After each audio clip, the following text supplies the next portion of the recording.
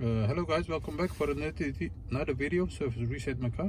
Today I'm going to show you how to tire reset a BMW. It's an F10 model, and I'm going to show you how you can reset the tires after repairing or pumping up the tires again to the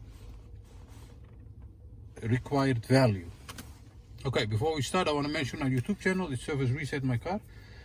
We'd appreciate it if you subscribe to our channel. Give us support by liking our videos and use the comment area to comment on our videos or ask your questions, and I'll get back to you as soon as possible.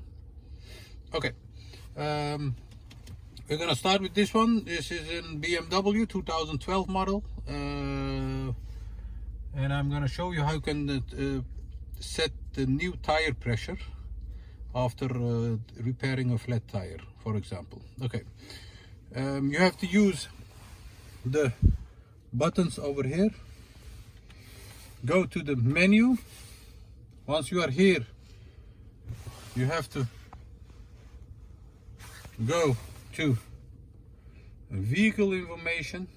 Once you are here, you can scroll down, scroll up, go to vehicle status, and once you are here, you'll get this menu: flat tire monitor, confirm tire pressure, engine oil level, service required, and check control. Once you are here, this is the flat tire monitor that shows that it's active. There is no default on the flat tires. And once you have repaired a flat tire, for example, you can confirm by pressing this, and then it asks you to initialize the new tire pressure, and that's this one. Press this button again, and once you have that pressed, it says over here that the status is activating for the new tire pressure.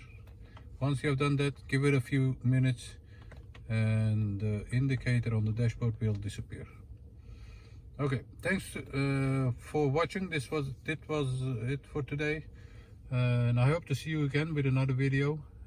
Give us a thumbs up if you like our videos, subscribe if you didn't subscribe yet, and see you next time with another video. Bye bye.